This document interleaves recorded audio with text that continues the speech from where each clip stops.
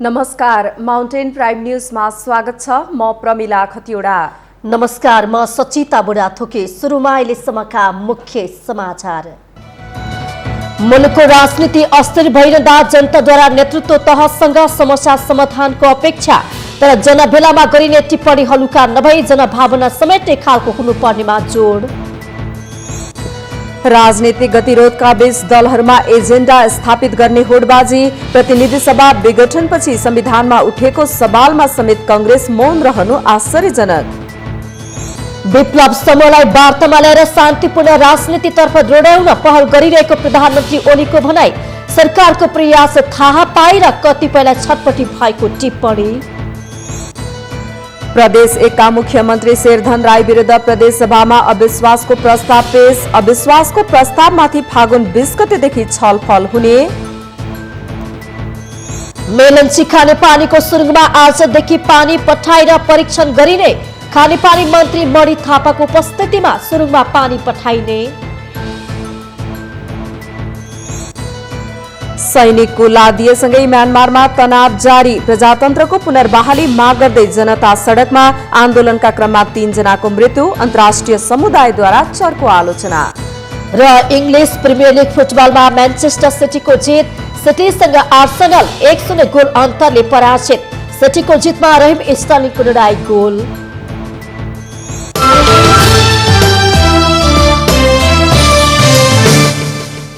Mountain television. अब समाचार विस्तारमा। पछिल्ला घटनाक्रमले नेपाली राजनीति यति बेला अस्थिर अवस्थामा छ। यसको प्रत्यक्ष असर भोगिरहेका जनता भने नेतृत्व तहसँग विवाद समाधान र मुलुकका समस्या समाधान होस् भन्ने अपेक्षामा रहेको देखिन्छ। विशेष गरी प्रतिनिधि सभा विघटनपछि अन्यल देखिएको अवस्थालाई चिर्ने गरी नयाँ उद्घोषहरू आउँछन् कि भन्ने अपेक्षा हुने गरेको पाइन्छ। तर शनिबार विराटनगरमा भएको कार्यक्रममा जनअपेक्षा सम्बोधन हुने गरी भाषण नभएको र केही टिप्पणी हलुका भएको विश्लेषण समेत भइरहेको छ। यतिखेर गरमाएको नेपालको राजनीतिको भविष्य अझै अनिश्चित छ। चुनाव हो कि प्रतिनिधि सभा पुनर्स्थापना हो भन्ने सन्दर्भ सर्वोच्च अदालतबाट नटुङ्गिएसम्म राजनीतिले आफ्नो दिशा निर्धारण गर्न सक्ने अवस्था छैन। तथापि आफ्नो प्रकारको आकलन सहित प्रमुख राजनीतिक दलहरू जनतामाझ गएका छन्। आफ्नो दृष्टिकोण जनता समक्ष राख्दै प्रधानमन्त्रीको वर्तमान कदमबाट सिर्जे संवैधानिक उल्झनलाई प्रतिगमन र अग्रगमनको आफ्नो दृष्टिकोण जनतालाई बताइरहेका छन्। मुख्यतः नेकपाको 2 समूह र नेपाली कांग्रेस गरी मूलत 3वटा शक्ति जनता समक्ष छन्। बाँकी राजनीतिक शक्तिहरूको खासै उपस्थिति देखिएको छैन। यसै क्रममा नेकपा भित्रका 2वटा शक्तिहरूले आफ्नो उपस्थितिलाई आफ्नो जनमत भन्दै अर्को समूहप्रति कटाक्ष गर्ने क्रम जारी नै छ। जनता आफ्नो पक्षमा रहेको दुवै पक्षले वकालत गरिरहेका छन्। तर वास्तविक जनता र जनसमर्थनको सही आकलन प्रमुख शहरका आम सभाहरूमा जम्मा हुने समूहले प्रतिनिधित्व गर्न सक्छ कि सक्दैन, त्यसको लागि अझ केही दिन कुर्नुपर्ने हुन सक्छ। प्रधानमन्त्री र प्रधानमन्त्रीको समूह बाहेक बाँकी सबै सकको स्वर मिलेको छ। नेपाली कांग्रेसको अवस्था ठुलमुल जस्तो देखिए पनि प्रधानमन्त्रीको कदमको विरुद्धमा सबै पक्ष विरोधी मोर्चामा उभिएका छन्, विरोध गरिरहेका छन्। यस्तो अवस्थामा पनि प्रधानमन्त्री केपी शर्मा ओलीद्वारा आयोजित सभाहरूमा देखिएको उपस्थिति वास्तवमै विलक्षण मान्नुपर्ने हुन्छ। विगतमा जनभावना अनुसार भएका विशेष गरी 3वटा कामले गर्दा जनतामा केही आशावादिताको लहर प्रवाह भएको देखिन्छ। कालापानी, लिपुलेक र लिम्पियाधुरा सम्बन्धी देशले उठाएको कदम, नेपाली सीमा मिचिएको सम्बन्धमा दृढतापूर्वकको दृष्टिकोण, भारतीयहरूलाई लक्षित गरी ल्याइएको नागरिकता विधेयकलाई नेपालको हित अनुसार संशोधन गर्ने स्पष्ट दृष्टिकोण र नेपाल भारत बीचको सम्बन्ध समकक्ष स्तरको हुनुपर्ने र नेपालले तेस्रो विश्वसँग समेत साक्षात्कार गर्नुपर्ने भन्ने विगतमा गरिएको काम कारबाही र उपलब्धिबाट उत्साही जनमत नै प्रधानमन्त्री ओलीको सभामा देखिएको उपस्थिति हो भन्नु अतिशयोक्ति नहोला। जनसभामा उपस्थित हुनेहरूलाई देशमा भइरहेको कामहरूको लामो सूचीतर्फ भन्दा देशले भविष्यमा लिनुपर्ने सही नीतिगत निर्णयहरूप्रति विशेष चासो रहेको देखिन्छ। भविष्यप्रतिको आशावादिता पनि त्यत्तिकै देखिन्छ। जनता प्रधानमन्त्रीबाट संघीयताको विकल्पको खोजी हुने हो कि वा जबरजस्ती थुपारिएको धर्मनिरपेक्षताको बारेमा केही बोलिदिने हो कि भनेर उत्सुकतापूर्वक भाषण सुन्न लाम प्रतिबद्ध भएका देखिन्छन्। तर यस्ता विषयहरूको सन्दर्भमा खासै दृष्टिकोण नआएको, बरु विकास निर्माणको लामो लिस्ट अनि घोचपेचको सन्दर्भ मात्र सुन्न बाध्य जनता उनीहरूको आशालाई आन्तरिक छलफलमै मात्रै सीमित गर्न बाध्य छन्। माघ 8 गते विराटनगरमा भएको जनसभामा जस्तो केही हलुका टिप्पणीहरू भविष्यमा नभइदिए हुन्थ्यो भन्नेहरूको जनमत पनि ठूलै छ। भाषणलाई रोचक बनाउनकै निमित्त प्रयोग गरिएको झाँक्री शब्दले तिनलाई पहाड बनाउन खोजेको जस्तो मात्र देखियो। प्रधानमन्त्रीबाट आन्दोलनको सन्दर्भ उचित थियो या थिएन अनि अदालत सेटिङ जस्ता शब्दहरूले कता कता विषयवस्तु नपाए जस्तो स्पष्ट देखियो। यस्ता कमजोर विषयहरू भन्दा पदीय गरिमा अनुसार जनभावनालाई समेट्न सके प्रधानमन्त्रीको सम्बोधनको सार्थकता अरू प्रभावकारी हुन सक्थ्यो कि? माउन्टेन टेलिभिजन राजनीतिक ब्युरो।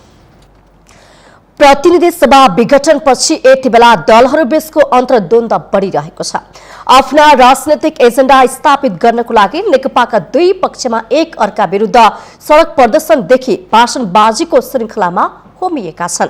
तर वर्तमान संविधान जारी गर्दा नेतृत्व गरेको कांग्रेसले भने यो विषयलाई गम्भीर रूपमा लिएको देखिँदैन। नेकपाका दुई खेमा चुनाव र प्रतिनिधि सभा पुनर्स्थापनाको कित्तामा उभिए पनि कांग्रेस पनि अझै आफ्नो कित्ता स्पष्ट गर्नमा चुकेको छ। संविधानका विषयमा उठेको सवालमा समेत कांग्रेस स्पष्ट हुन भने सकेको छैन। प्रधानमन्त्री केपी शर्मा ओलीले संविधानले नै नदिएको अधिकार प्रयोग गर्दै प्रतिनिधि सभा विघटन गरेको, संविधानकै मर्ममा प्रहार गरेको आरोप लगाउँदै चौतर्फी विरोध भइरहेको छ। तर वर्तमान संविधान जारीकर्ता र संविधान निर्माणमै सक्रिय सहभागिता जनाएको कांग्रेसले भने यी यावत विषयबाट आफूलाई पृथक राखेको छ। यति बेला कांग्रेस नेतृत्वले संविधानका सवालमा साधेको यो नीतिलाई लिएर स्वयं कांग्रेसभित्रै पनि अनेक थरी सवालहरू उठाइन थालिएको छ। संविधानमाथि भएको भनिएको यो बर्बर आक्रमण र त्यसबाट सत्तारूढ दल भित्रै सुरु भएको फुटको राजनीतिका कारण मुलुक राजनैतिक द्वन्द्वको शिकार बन्ने स्पष्ट हुँदै गएको यो अवस्थामा संसदीय प्रजातन्त्र र संविधानवादको वकालत गर्दै आएको कांग्रेसले अंगालेको यो मौनताको सिद्धान्तले यसका नेतृत्वकर्ताहरूमा निर्णय क्षमताको अभाव हो या सत्तासँगको साझेदारीको लोभ? यति बेला कांग्रेस भित्र मात्रै होइन, आम बुद्धिजीवीहरूले समेत उठाउँदै आएको प्रश्न हो यो। विगतका राजनीतिक घटनाक्रमलाई हेरेर भन्ने हो भने इतिहासमै पहिलो पटक सबैभन्दा कमजोर स्थितिको प्रतिपक्षमा यति बेला आफूलाई उभ्याएको छ कांग्रेसले। देशलाई कतिपय संकटपूर्ण घडीबाट मुक्त गरेको कांग्रेसको विगतको इतिहास छ र अहिले मुलुक पुनः राजनीतिक अस्थिरता र संवैधानिक संकटतर्फ उन्मुख देखिएको छ। तर यसबाट कांग्रेस र त्यसको नेतृत्व कोसौं टाढा देखिएको छ। कांग्रेस भित्र पछिल्लो समय मौलाएको गुटको राजनीतिले कतिपय महत्वपूर्ण राष्ट्रिय मुद्दामा नेतृत्व तहमै मतैक्यता नहुनुले पनि कांग्रेसले आफ्नै धरातल बिस्तारै खुम्चाउँदै लागेको भान हुन थालेको छ। त्यसैले पनि आम जनसमुदाय र कांग्रेसकै शुभेच्छकहरूमा समेत नेपाली कांग्रेस र नेपालका कम्युनिस्टहरूमा खासै भिन्नता छैन भन्ने भ्रमको विकास हुन थालेको यथार्थलाई अब भने कांग्रेस नेतृत्वले नजरअन्दाज गर्न हुँदैन। वर्तमान राजनीतिको एउटा दृश्य चित्र भनेकै हिजो सँगै सत्ता र स्वादनमा रमाएका कम्युनिस्टहरू नै यति बेला कम्युनिस्टहरूकै विरुद्धमा सडक कब्जा गरेर बसेका छन्। ठेक्का पट्टा र विभिन्न कमिसन काण्डमा उनीहरूकै संलग्नता रहेको छ। शासकीय उन्मादकै कारण सामाजिक जीवन र मान्यता, शान्ति सुरक्षाको अवस्था समेत जोखिममा परेको छ। मुलुक विडम्बनापूर्ण अवस्थाबाट गुज्रिरहेको छ। तर यी यावत विषयहरूमा कांग्रेसको ध्यान पुगेको कहीँ कतै पाइँदैन। जबकि नेपाली कांग्रेसले नेपालको संविधानको रक्षा गर्दै लोकतान्त्रिक विधि र पद्धतिमा आधारित कानुनी राज्यका पक्षमा दृढतापूर्वक आफूलाई उभ्याउन सक्नुपर्ने थियो। नागरिकको मौलिक हक प्रत्याभूतिको निम्ति अभिव्यक्ति तथा प्रेस स्वतन्त्रता जस्ता लोकतन्त्रका आधारभूत विषयमा नेपाली कांग्रेसले कुनै पनि हालतमा कसैसँग सम्झौता गर्नु हुँदैन थियो। यी यावत विषयलाई समेटेर कांग्रेसले फेरि पनि जनता समक्ष आफूलाई शुभेच्छुकका हिसाबले उभ्याउने हो र नेपाली जनताको समर्थन पाउने अपेक्षा पाल्ने हो भने आफ्ना मौलिक विचार र सिद्धान्तमा अडिग रहेर मुलुकमा सुशासन, अमन चयन, शिक्षा र स्वास्थ्यमा सबैको पहुँच, सञ्चार प्रविधिमा संलग्नता, आत्मनिर्भर अर्थतन्त्रको लागि वैज्ञानिक कृषि प्रणालीको अवलम्बनको सुनिश्चितता गर्नै पर्ने हुन्छ। अहिले नेपालको व्यवस्थापिका संसदमाथि कार्यपालिकाबाट गरिएको असंवैधानिक भनेर जे भनिएको छ त्यसमा कांग्रेसले आफ्नो पक्ष स्पष्ट पार्नै पर्ने हुन्छ। सरकारका प्रधानमन्त्री केपी शर्माले पछिल्लो पटक गरेको प्रतिनिधि सभा विघटन सम्बन्धी निर्णयका सम्बन्धमा काङ्ग्रेसले जनता समक्ष आफ्नो धारणा संस्थागत हिसाबले सार्वजनिक गर्नै पर्ने हुन्छ। प्रधानमन्त्रीको कदम सही भए सही र गलत भए त्यसको राजनीतिक रूपले गरिने प्रतिरोध गर्न ढिला भइसक्यो। यति बेला यो विषयमा सर्वोच्चको स्वामित्व छ, तर त्यसो भन्दैमा राजनीतिक तवरबाट काङ्ग्रेस आफ्नो कित्ता प्रष्ट गर्न भने चुक्नु वाञ्छनीय हुँदैन। माउन्टेन टेलिभिजन राजनीतिक ब्युरो।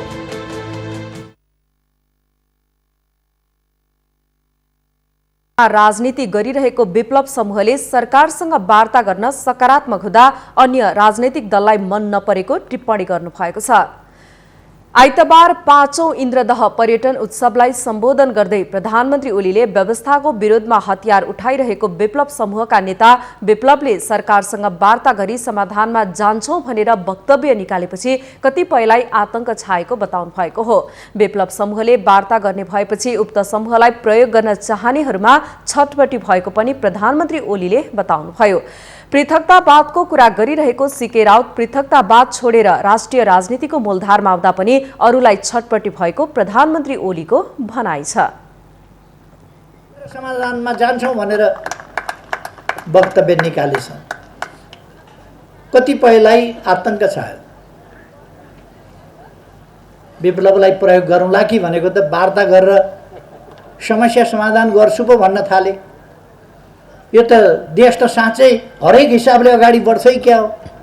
पृथकतावादको कुरा गरिरहेको सीके राउत पृथकतावाद छोडेर राष्ट्रिय राजनीतिको मूलधारमा आउँछु भने अब विप्लव वार्ता गर्छु भन्दैछन्। केहीलाई छटपटी भएपछि आइतबार नै प्रधानमन्त्री केपी शर्मा ओलीले निर्माणाधीन नागढुङ्गा 9 विशेष सुरुङमार्गको निरीक्षण समेत गर्नुभएको छ। नागढुङ्गाको दहचोक टुटे पाखा स्थित सुरुङमार्ग निर्माणाधीन स्थलमा पुगेर अवलोकन गर्नुभएको हो। सो अवसरमा भौतिक पूर्वाधार मन्त्री नेम्बाङले सुरुङमार्गको निर्माण प्रगति यही गति अनुसार भएमा समयमै निर्माण सम्पन्न हुने बताउनुभयो। यो जुन खालेर अहिले चाहिँ 27 मिटर यताबाट गइसकेको, पश्चिमतिरबाट त्यसको अलिक टनेल 90 मिटर आइसकेको, यो दुईटालाई हेर्दाखेरिमा के देखिन्छ भन्दाखेरि अझै पनि पुल गरेर 15-16 महिनामा टनेल ब्रेक थ्रो हुने देखिन्छ। अरू 5-6 महिनामा फिनिसिङ हुने देखिन्छ र यो आउट बाहिरका कामहरू 2 किलोमिटर बाटोका कामहरू सबै हेऱ्यो भने टाइमभित्र यो अहिलेको प्रोग्रेसले टाइमभित्र निर्माण कार्य सम्पन्न हुन्छ भन्ने कुराहरू हामीले निरीक्षण गर्दाखेरि पायौँ। दहचोकदेखि सिस्ने खोलासम्म सुरुङको लम्बाइ 2.68 किलोमिटर रहेको छ भने चौडाइ 9.5 मिटर रहेको छ।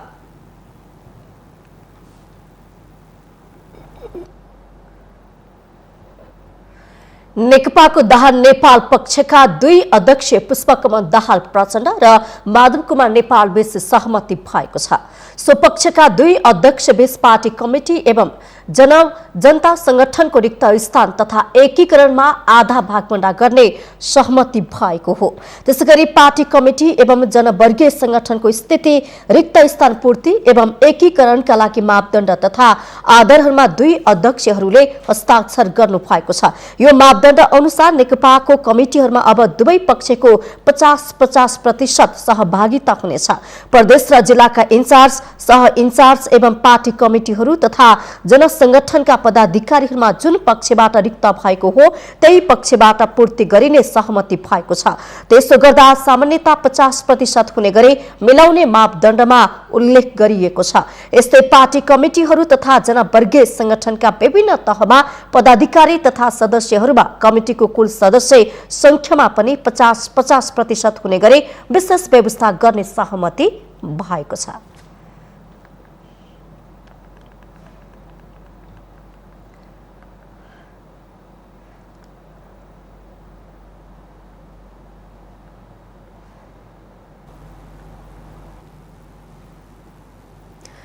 प्रदेश 1 का मुख्यमन्त्री शेरधन राई विरुद्ध प्रदेश सभामा अविश्वासको प्रस्ताव पेश भएको छ। आइतबार बसेको प्रदेश संसद बैठकमा प्रदेश सभा सदस्य इन्द्रबहादुर आङबोले मुख्यमन्त्री राई विरुद्ध अविश्वासको प्रस्ताव पेश गर्नु भएको हो। अनुमतिले नेपालको संविधानको धारा 188 को उपधारा 4 तथा प्रदेश नम्बर 1 को प्रदेश सभा नियमावली 2074 को नियम 129 को उपनियम 1 बमोजिम प्रदेश नम्बर 1 का माननीय मुख्यमन्त्री शेरदन राईका विरुद्धमा म माननीय इन्द्रबहादुर आङ्बो प्रस्तावक र माननीय लक्ष्मण तिवारी समर्थक भई प्रदेश सभा सचिवालयमा मिति 77/9/12 गते पेश भएको अविश्वासको प्रस्ताव प्रदेश सभा नियमावली 2074 को नियम 129 को उपनियम 4 बमोजिम यस प्रदेश सभामा पेश गर्दछु। मुख्यमन्त्री राई विरुद्ध नेकपाको दाहाल नेपाल पक्षले गएको पुस 12 गते अविश्वासको प्रस्ताव दर्ता गरेको थियो। मुख्यमन्त्री राई विरुद्ध नेपालको संविधानको धारा 188(4) तथा प्रदेशसभा नियमावली 2074 को 129(1) बमोजिम अविश्वासको प्रस्ताव पेश भएको नेकपा दाहाल नेपाल पक्षले जनाएको छ। 93 सदस्यीय प्रदेशसभामा नेकपाका 67, कांग्रेसका 21, जनता समाजवादी पार्टीका 3, राष्ट्रिय प्रजातन्त्र पार्टी र संघीय लोकतान्त्रिक राष्ट्रिय मञ्चका 1-1 जना सांसद रहेका छन्। प्रदेशसभामा बहुमतका लागि 47 जना सदस्य आवश्यक हुन्छ। सरकार पक्षीय नेकपाको तर्फबाट सरकारको प्रवक्ता समेत रहेका मन्त्री हिक्मत कुमार कार्कीले संसदमा टेबल भएको मुख्यमन्त्री विरुद्धको अविश्वासको प्रस्ताव आरामले सामना गर्ने प्रतिक्रिया दिनुभयो। प्रश्नहरू उठेका छन्। जस्तो मानिलिउँ अहिले जुन नेकपा भित्रबाट केही साथीहरूले अविश्वासको प्रस्ताव पेश गर्नुभएको छ हैन, त्यो पेश गर्नुभएको प्रस्तावमा मतदान हुँदा को पक्ष को विपक्ष भन्दा नेकपा नै पक्ष नेकपा नै विपक्ष छ र भोलि यो प्रस्ताव पास भयो भने पास गर्ने साथीहरू कहाँ बस्ने र फेल भयो भने प्रस्ताव गर्ने साथीहरू कहाँ बस्ने, यो कुरा त निर्भर हुनु पर्यो नि त पहिला। त्यसैगरी दाहाल नेपाल पक्षीय नेता भीम आचार्यले भने फागुन 20 गतेसम्म संसद बैठक लम्बिनु सरकारको गैर जिम्मेवारीपन रहेको टिप्पणी गर्नुभएको छ। मुख्यमन्त्रीको व्यवहारले एकछिन पनि सरकारमा बसिरहनु नैतिक हिसाबले सही नभएको जिकिर गर्नुभएको छ। 20 गतेसम्म जानु हुँदैन थियो तर सरकारकै कारणले यो यति लामो अवधि यो गएको छ। संसारको सबै अविश्वास प्रस्तावको हिस्ट्री हेर्दाखेरि यो 1.5-2 महिनासम्म अविश्वास राखेर त्यति गएको मैले काहीँ पनि देखेको छैन। आइतबार अविश्वास प्रस्ताव पेश हुने बित्तिकै सभामुख प्रदीप कुमार भण्डारीले बैठक आउँदो 20 गतेसम्मका लागि स्थगित गर्नुभएको छ। अविश्वासको प्रस्तावमाथि फागुन 20 गतेदेखि छलफल हुने बताइएको छ। माउन्टेन प्राइम न्यूजमा पालो भएको छ विश्रामको।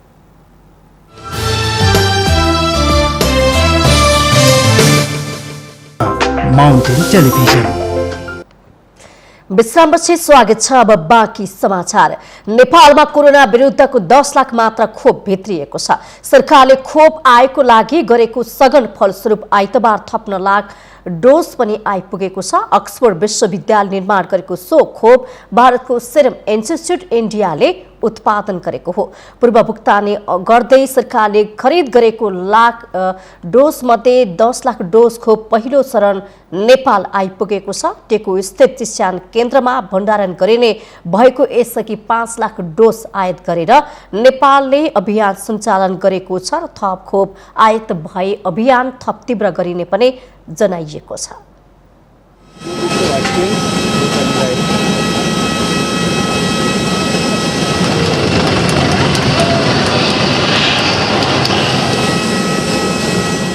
नेपाल सरकारले कोभिड भ्याक्सिन पहिलो चरणमा 10 लाख भ्याक्सिन ल्याइसकेको छ र आज आइतबार नेपाल सरकारले थप 10 लाख भ्याक्सिन ल्याइसकेको छ र पछाडिको दृश्यमा म तपाईहरुलाई देखाउन गइरहेको छु। यतिखेर एयर इन्डियाबाट जुन भ्याक्सिन नेपालमा ल्याएको छ यतिखेर त्यो भ्याक्सिन झार्ने क्रम रहेको छ र यतिखेर हामीसँग स्वास्थ्य मन्त्रालयका प्रमुख विशेषज्ञ महेन्द्र बहादुर श्रेष्ठ हुनुहुन्छ। उहाँसँग हामी दोस्रो लटको भ्याक्सिन देशव्यापी रूपमा कसरी परिचालन हुन्छ र यो कसलाई यो भ्याक्सिनले प्राथमिकता राखेको छ भनेर हामी उहाँसँग कुराकानी गर्न गइरहेका छौँ। महेन्द्र सर स्वागत छ। हस्, धन्यवाद, नमस्कार। आज जुन दोस्रो चरणको भ्याक्सिन नेपाल सरकारले ल्यायो यो भ्याक्सिन अबको परिचालन कसरी हुन्छ? यो भ्याक्सिन हामीले पहिला 10 लाख ल्याइसकेका थियौँ। 10 लाखले हामीले पहिला स्वास्थ्य कर्मीलाई सरसफाई कर्मीलाई सबैलाई हामीले दियौँ होइन। अब त्यो चाहिँ नि सम्पन्न भएको छ। त्यसपछि हामीले फ्रन्टलाइन वर्करहरू, कर्मचारीहरू, पत्रकारहरू सबैलाई हामीले दिँदैछौँ। अब यो पनि अब सम्पन्न हुँदैछ भोलि। त्यसपछि हामी 23 गतेबाट हामी ज्येष्ठ नागरिक होइन 60 वर्षभन्दा माथिका सम्पूर्ण नागरिकहरूलाई सबै पालिका मार्फत हामीले दिँदैछौँ। अब खोप सेवा निरन्तर सुरु भयो। अब हामी चाहिने सबै उमेर समूहलाई दिन्छौँ। त्यसपछि 55 वर्षदेखि माथिकोलाई दिन्छौँ र आम जनताहरूलाई हामीले एकैचोटि जो इच्छुक हुनुहुन्छ सबैलाई हामीले दिने कार्यक्रम छ। पहिलो चरणको जुन 10 लाख भ्याक्सिनहरूले यहाँहरूले वितरण गर्नुभयो, यो कस्तो प्रभावकारी कस्तो पाइयो पहिलो चरण? पहिलो चरणको भ्याक्सिन हामीले अहिले 2.5 लाखभन्दा धेरैलाई लगाइसकेका छौँ। प्रभावकारी भन्नाले अब रोग लाग्ने नलाग्ने त्यो प्रभावकारिताको अध्ययन छुट्टै भयो, तर अहिलेसम्म त्यसले कुनै पनि मान्छेलाई खराब असर गरेको छैन। साइड इफेक्ट भन्छ नि, AEFI भन्छ, त्यो भएको छैन। सामान्य जिउ दुख्ने, सामान्य अलिकति ज्वरो आउने त्यो 2-3%, कहीँ 5-7% मान्छेले देखिएको छ र त्यो 1-2 दिनमा ठिक भइहाल्छ।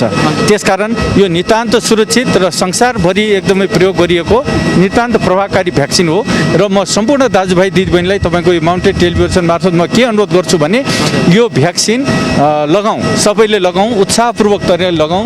अहिले 2.5 लाख मान्छेले लगाउँदाखेरि केही भएको छैन। संसारभरि यो चाहिँ करोडौँ 8 करोड मान्छेभन्दा बढीले लगाइसकेको छ अहिले। त्यसकारण यसमा चाहिँ नि हामी निसन्देह यो भ्याक्सिन धेरैभन्दा धेरै मान्छेले लगायौँ भने यो रोग हाम्रो देशबाट कम भएर जान्छ, यसको महामारी रहँदैन। अब यो जुन दोस्रो चरणको भ्याक्सिनहरू कहिलेदेखि वितरण सुरु हुन्छ र कुन कुन ठाउँलाई चाहिँ बढी प्रायोरिटी दिनुभएको? यो देशैभरि प्राथमिकता छ। 753 पालिकामा जान्छ र 23 गतेदेखि यो सुरु हुन्छ।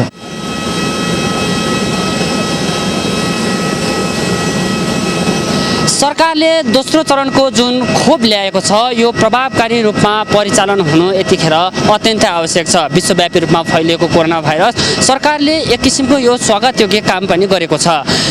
यतिखेर सम्पूर्ण नेपालीहरूलाई जो कोरोना भाइरसबाट त्रासित हुनुहुन्छ र यसलाई न्यूनीकरण गर्नका लागि देशव्यापी रूपमा यो कोरोना भाइरसको खोप परिचालन हुनु अत्यन्तै आवश्यक देखिन्छ। सरकारले ल्याएको यो दोस्रो भ्याक्सिन स्वागतयोग्य काम सँगसँगै यसले प्रभावकारी रूपमा काम गरोस् भन्ने हाम्रो पनि चाहना रहेको छ। माउन्टेन टेलिभिजनका लागि क्यामेरामा विक्रम साकेका साथमा बटुक राजगिरी, एयरपोर्ट, काठमाडौँ। नेपाली कांग्रेसका वरिष्ठ नेता रामचन्द्र पौडेलले आफ्नै पार्टीका सभापति शेरबहादुर देउबा सरकारको समर्थनमा रहेको आरोप लगाउनु भएको छ। आइतबार प्रेस युनियन सुनसरीले इटहरीमा आयोजना गरेको पत्रकार सम्मेलनमा बोल्दै पौडेलले यस्तो आरोप लगाउनु भएको हो। प्रतिनिधि सभा विघटन गर्ने सरकारी कदममा सभापति देउबाले साथ दिएको आरोप लगाउँदै नेता पौडेलले हाल संविधान झनै खतरामा परेको दावी गर्नु भएको छ। कांग्रेस नेता पौडेलले शनिबार विराटनगरमा भएको कार्यक्रममा प्रधानमन्त्री ओलीले सर्वोच्चबाट आफू अनुकूल फैसला नआए आन्दोलन गर्ने भनेको अभिव्यक्तिप्रति आपत्ति जनाउनु भएको छ। नेता पौडेलले संसद पुनर्स्थापना हुनेमा आफू विश्वस्त रहेको बताउनु भएको छ। न्याय माग्नलाई हिचकिचाउनु हुँदैन। हामीले संवैधानिक हो, अलोकतान्त्रिक हो भनिसकेपछि अब हामीले चाहिँ यसलाई लोकतान्त्रिक बनाउन, यसलाई संवैधानिक बनाउनको लागि अदालतबाट पुनर्स्थापन नै यसको हुनुपर्छ, तब मात्रै संविधान जोगिन्छ भनेर भन्ने कुरा किन नभन्ने? किन हामी मोही माग्ने, ढुक्रो लुकाउने गर्ने? उहाँले देउबा सरकारलाई साथ दिने लाइनमा रहे पनि कांग्रेसले संविधान बचाउने अभियानमा लाग्न आवश्यक रहेको बताउँदै संसद विघटनको विपक्षमा उभिन कार्यकर्तालाई आग्रह गर्नुभएको हो।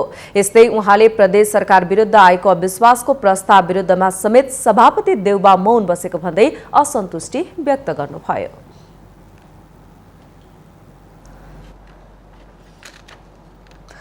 उद्योग वाणिज्य तथा आपूर्ति मन्त्री लेखराज भट्टले सुदूरपश्चिम प्रदेशबाट औद्योगिक विकासको युग सुरु भएको बताउनु भएको छ। आइतबार प्रेस संगठन नेपालले अतरियामा आयोजना गरेको पत्रकार सम्मेलनमा बोल्दै मन्त्री भट्टले सुदूरपश्चिम प्रदेशबाट औद्योगिक विकासको युग सुरु भएको बताउनु भएको हो।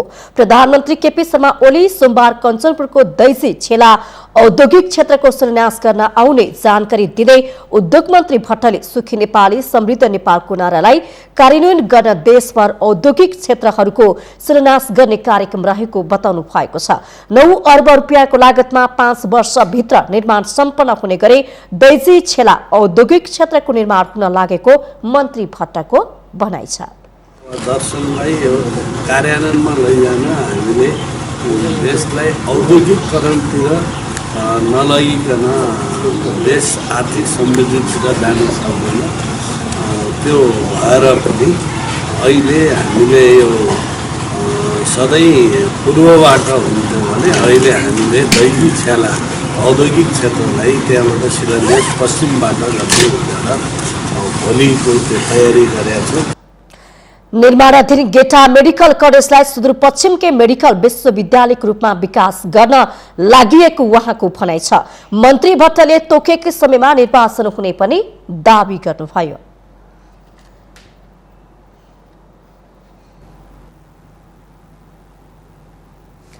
सर्लाहीको कबिलासी नगरपालिकाले आफूहरूको घर डोजर लगाएर भत्काउनुका साथै कुटपिट गरेको स्थानीयको गुनासो छ। नगरपालिका कार्यालयले पटक पटक जग्गा खाली गर्न निर्देशन दिँदै आएको थियो, तर स्थानीयले जग्गा खाली नगरेपछि नगरपालिकाले डोजर लगाएर स्थानीयको घर भत्काएको हो। जग्गा खाली नगरेको भन्दै वडा अध्यक्ष र प्रहरीले मिलेर कुटपिट गरेको स्थानीयको आरोप छ।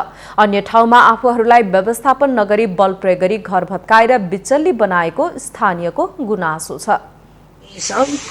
लूटपीट करके आता है घर में हमरा चोट लागल है, हमारे पुतों के लागल है, बेटी के लागल है, सब पकड़िए ले भर भर पजा के लेडीज पुलिस 5-6 गो रहे। घर भत्काउने क्रममा विवाद हुँदा कुटपिट समेत भएको बताइएको छ। नगरपालिकाले भने सडकको 11 मिटर भित्र नाला तथा सडकको काम अवरुद्ध गरेकोले पटक पटक जानकारी गराउँदा पनि खाली नगरेपछि बाध्य भएर डोजर लगाउनु परेको जनाएको छ।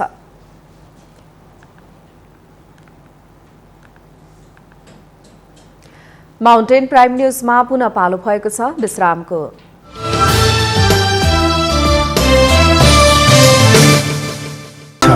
माउन्टेन टेलिभिजन विश्रामपछि स्वागत छ। अब बाँकी समाचार। केही समय अघिसम्म सुस्त गतिमा भइरहेको मध्यपहाडी लोकमार्ग बागलुङ सदरमुकाम खण्डको कामले अहिले भने गति लिन थालेको छ। 2078 साल ज्येष्ठ मसान्तसम्म निर्माण कार्य सम्पन्न गर्ने लिखित सहमतिले गरेको निर्माण कम्पनीले गरेको कामको अनुगमन समेत सुरु भएको छ। मध्यपहाडी लोकमार्ग बागलुङ खण्डको कामले गति लिन नसकेका कारण चर्को आलोचना हुन थालेपछि मध्यपहाडी लोकमार्ग डिभिजन कार्यालयका इन्जिनियर, पत्रकार, सरोकारवाला लगायतका व्यक्तिहरूले सडकमा अहिले भइरहेको काम गतिविधि अवलोकन गरेको छ। राष्ट्रिय गौरवको आयोजना मध्यपहाडी लोकमार्ग बागलुङ सदरमुकाम खण्डदेखि घोडाबाँधे खण्डको 25 किलोमिटर सडकको काम वर्षौं बितिसक्दा समेत ठेकेदार कम्पनीले कालोपत्रे नगरेको गुनासो आइरहेको थियो। आलोचना धेरै हुन थालेपछि मंगिरको दोस्रो साता जिल्ला प्रशासन कार्यालय बागलुङमा निर्माण कम्पनीलाई राखेर 2078 जेठ महिनाभित्र सम्पन्न गर्ने लिखित सहमति गरेपछि कामले गति लिन थालेको डिभिजन कार्यालयले जनाएको छ। बागलुङ घोडाबाँधे सडक खण्ड अन्तर्गतको यो हामीले यो बोक्से भन्ने स्थानमा छौँ। त्यो बागलुङ बजारदेखि करिब 4 किलोमिटर अगाडिको एरिया हो। यो ठाउँमा यो काम भइरहेको छ। यो जमिन चाहिँ यो खण्डको अलिकति क्रिटिकल र अलिकति अप्ठ्यारो जमिन पनि हो। यसमा चाहिँ वाटर टेबल एकदम हाई भएको भएर पानीको एकदमै समस्या भएको भएर यो ठाउँमा चाहिँ यातायात आगमन वर्षाको समयमा एकदमै गाह्रो हुने गरेको थियो। सदरमुकामदेखि बिहुसम्मको 13 किलोमिटरमा भरत सिद्धिसाई जेभी र बाँकी घोडाबाँधेसम्मको 12 किलोमिटर एमपी कश्यप ईसीसी जेभीले कालोपत्रेको ठेक्का पाएको छ। सम्झौता अनुसार 2078 जेठ मसान्तसम्म काम सम्पन्न गर्नुपर्ने लिखित सहमति भए पनि कोरोनाका कारणले ठेकेदार कम्पनीले साउन मसान्तसम्मको म्याद पाएको छ। जनदबाव बढेपछि ठेकेदार कम्पनीले लोकमार्गको कामलाई यति बेला तीव्रता दिइरहेको छ। देशको काम सकेर देशको काम सुरु गर्न लागि छ। कालोपत्रे अब यो असार मसान्तसम्म सम्पन्न गर्ने लक्ष्य राखिएको छ। जेठसम्ममै सम्पन्न गर्ने भनेर भनिएको थियो। जेठसम्ममा अलिकति यो महिना अलिकति समस्या भएको कारणले गर्दाखेरि जेठमा अलि नसकिने भनेर असारसम्म सकिने। लोकमार्गको काम तीव्र गतिमा सम्पन्न गराउनको लागि सबैले सकारात्मक रूपमा दबाव सृजना गर्न जरुरी रहेको धारणा स्थानीय इन्जिनियर खिमानन्द कणेलको भनाइ छ। यहाँ विशेष गरी अलिकति पानीको मूल भएको र दलदल टाइपको बर्खामा बढी पानीको मूलहरू फुट्ने भएको हुनाले यहाँको जमिनमा बढी पानीहरू सहित हुँदा बर्खामा पहिरोहरू जाने र धेरै समस्या हुने हामीले देखेका छौँ। यो नालीहरू बनाउनको लागि स्ट्रक्चरहरूको कामहरू पनि भएको हामीले देख्यौँ र अहिले यहाँ काम झन्डै 25 जना जति लेबरहरूले पनि काम गरिरहनु भएको छ, मजदुरहरूले काम गरिरहनु भएको छ। स्ट्रक्चरको कामहरू 2 महिनाभित्रमा हामी सक्छौँ भन्ने कुरा गर्नुभएको छ र अझै मिहिनेत गर्दाखेरि सायद त्योभन्दा ढिला यो स्ट्रक्चर बनाउने काम ढिला पक्कै हुने छैन। यति बेला राष्ट्रिय गौरवको आयोजनाको बागलुङ सदरमुकाम खण्ड र घोडाबाँधे खण्डबाट सडक कालोपत्री गर्न फागुनको तेस्रो सातादेखि सुरु गराउन मध्य पहाडी लोकमार्ग सडक आयोजनाको कार्यालय लागि परेको छ। यति बेला सबैको ध्यान मध्य पहाडी लोकमार्ग बागलुङ खण्डमै केन्द्रित हुन थालेपछि ठेकेदार कम्पनीले गरेका कामको अवलोकनका लागि इन्जिनियर लगायतका टोली यही सडक खण्डमा डेरा जमाएर बसिरहेका छन्। डिभिजन कार्यालयले गरिरहेको निरन्तर अवलोकनको दबावमा अब भने निर्माण कम्पनीले तोकिएको समयमा नै काम सम्पन्न गर्नेमा स्थानीय आशावादी देखिएका छन्। माउन्टेन टेलिभिजनका लागि बागलुङ सहकर्मी सुभाष आचार्यको सहयोगमा जिल्ला ब्युरोको रिपोर्ट। जनमत पार्टीका केन्द्रीय अध्यक्ष सीके राउतले सडकमा आएको नागरिक समाज कुनै दलसँग नजिक भएका कारण आन्दोलन निष्पक्ष नभएको बताउनु भएको छ। लुम्बिनी प्रेस क्लबले भैरहवामा गरेको पत्रकार भेटघाट कार्यक्रममा जनमत पार्टीका केन्द्रीय अध्यक्ष राउतले देशमा भ्रष्टाचार बढेको तथा व्यवस्था फेरिए पनि नेपालीको अवस्था पुरानै रहेको बताउनु भएको हो।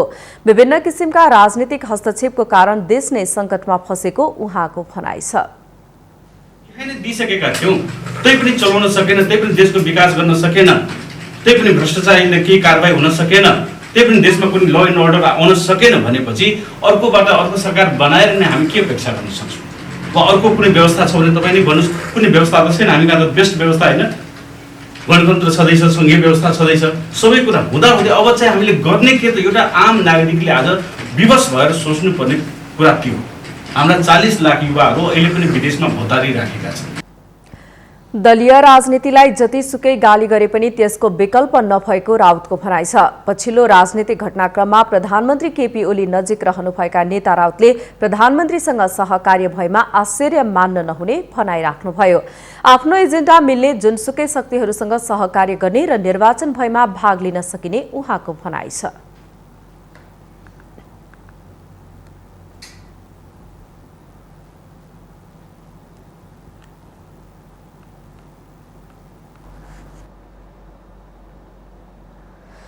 सबै व्यक्तिले लागि परे मात्र मातृभाषाको विकास हुन सक्ने जनता समाजवादीका वरिष्ठ नेता लक्ष्मणलाल कर्णले बताउनु भएको छ। आइतबार भोजपुरी प्रतिष्ठान वीरगञ्जको भवन शिलान्यास तथा बहुभाषिक कवि सम्मेलन कार्यक्रममा बोल्दै नेता कर्णले सो कुरा बताउनु भएको हो। नेपाल बन्नुभन्दा अगाडिको इतिहास आफूलाई थाहा नभए पनि नेपाली भाषाको सुरुवात गोरखा भाषाबाट भएको उहाँले जिकिर गर्नुभयो। जब से नेपाल बना उससे पहले के इतिहास पता नहीं, तो नेपाली भाषा कहाँ है? अरे शुरुआत भरी गोरखा भाषा से, काठमांडू के नाम नेपाल पड़ा, आई नेपाली भाषा और कहाँ नेपाली भाषा न नेपाली भाषा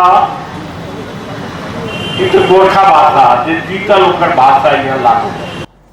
यस्तै प्रदर्शनमा दुईका मुख्यमन्त्री लालबाबु राउतले आफ्नो मनमा भएको कुरा सजिलैसँग अरूलाई बताउन सकिने भाषा नै मातृभाषा रहेको बताउनु भएको छ।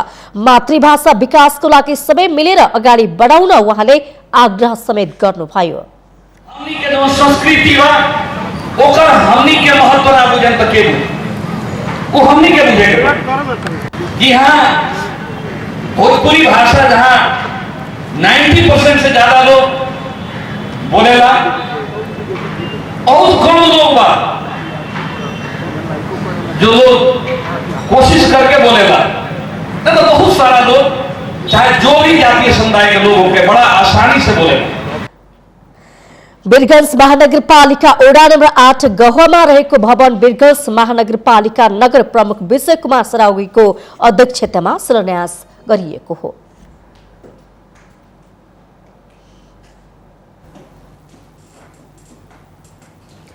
वन तथा वातावरण मन्त्रालयले हालै गरेको एक निर्णयका कारण 4.5 अर्ब घाटा हुने भएको छ।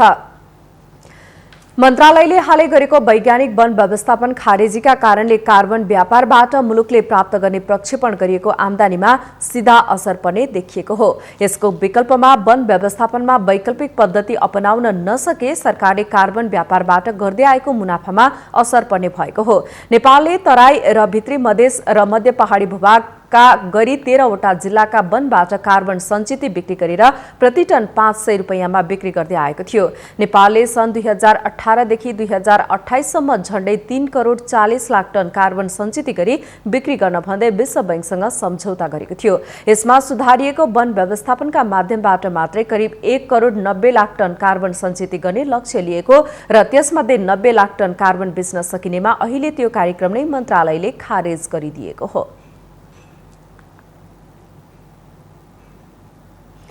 हामीसँग आर्थिक अन्तर्राष्ट्रिय र खेल समाचार बाँकी नै छन्। माउन्टेन प्राइम न्यूजमा फेरि पालो भएको छ विश्रामको।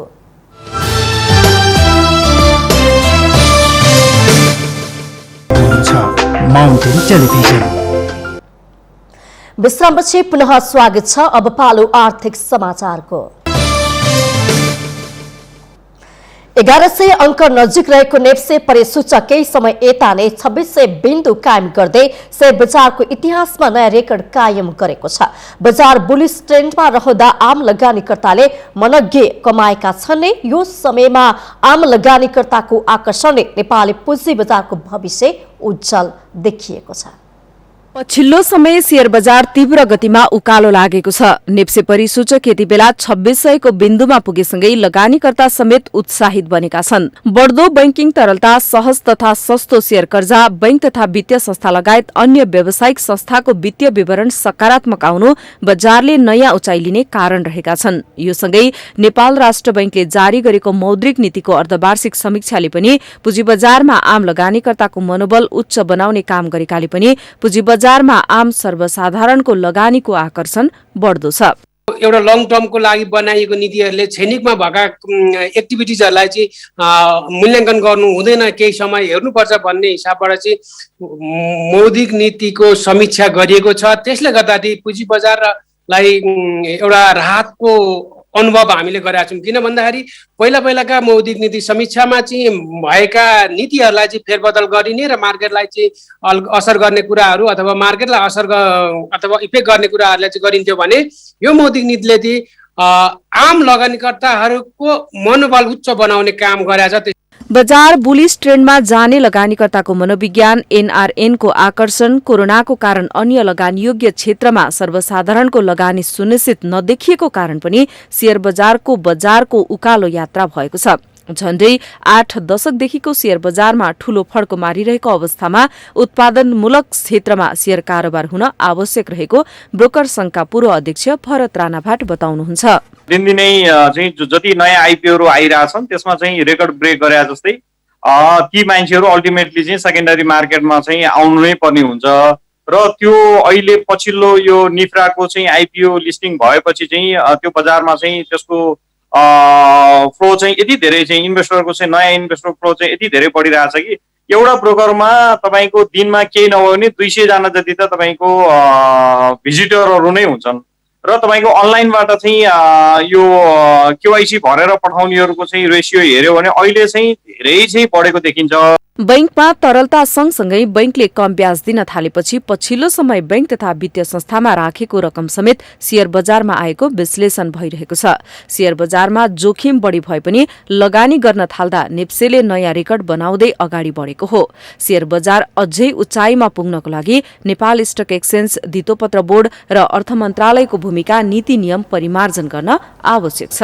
माउन्टेन टेलिभिजनका लागि आर्थिक ब्युरोको साथमा प्रमिला खतिवडा, काठमाडौँ।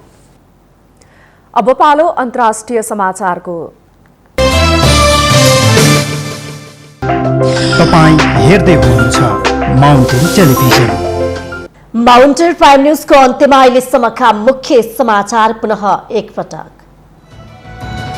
मुलुकको राजनीति अस्थिर भइरहँदा जनताद्वारा नेतृत्व तहसँग समस्या समाधानको अपेक्षा, तर जनभेलामा गरिने टिप्पणी हलुका नभई जनभावना समेट्ने खालको हुनुपर्नेमा जोड। राजनीतिक गतिरोधका बीच दलहरूमा एजेन्डा स्थापित गर्ने होडबाजी। प्रतिनिधि सभा विघटनपछि संविधानमा उठेको सवालमा समेत कांग्रेस मौन रहनु आश्चर्यजनक। विप्लव समूहलाई वार्तामा ल्याएर शान्तिपूर्ण राजनीतितर्फ दृढाउन पहल गरिरहेको प्रधानमन्त्री ओलीको भनाई। सरकारको प्रयास थाहा पाएर कतिपयलाई छटपटी भएको टिप्पणी। प्रदेश एकका मुख्यमन्त्री शेरधन राई विरुद्ध प्रदेश सभामा अविश्वासको प्रस्ताव पेश। अविश्वासको प्रस्तावमाथि फागुन 20 गतेदेखि छलफल हुने। मेलम्ची खानेपानीको सुरुङमा आजदेखि पानी पठाएर परीक्षण गरिने। खानेपानी मन्त्री मणि थापाको उपस्थितिमा सुरुङमा पानी पठाइने। सैनिकको लादिएसँगै म्यानमारमा तनाव जारी। प्रजातन्त्रको पुनर्बहाली माग गर्दै जनता सडकमा। आन्दोलनका क्रममा 3 जनाको मृत्यु। अन्तर्राष्ट्रिय समुदायद्वारा चर्को आलोचना। र इङ्ग्लिस प्रिमियर लिग फुटबलमा म्यानचेस्टर सिटीको जित। सिटीसँग आर्सेनल 1-0 गोल अन्तरले पराजित। सिटीको जितमा रहिम स्टर्लिङको निर्णायक गोल।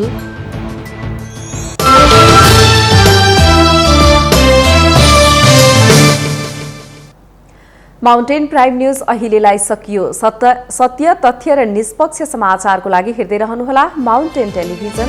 नमस्कार।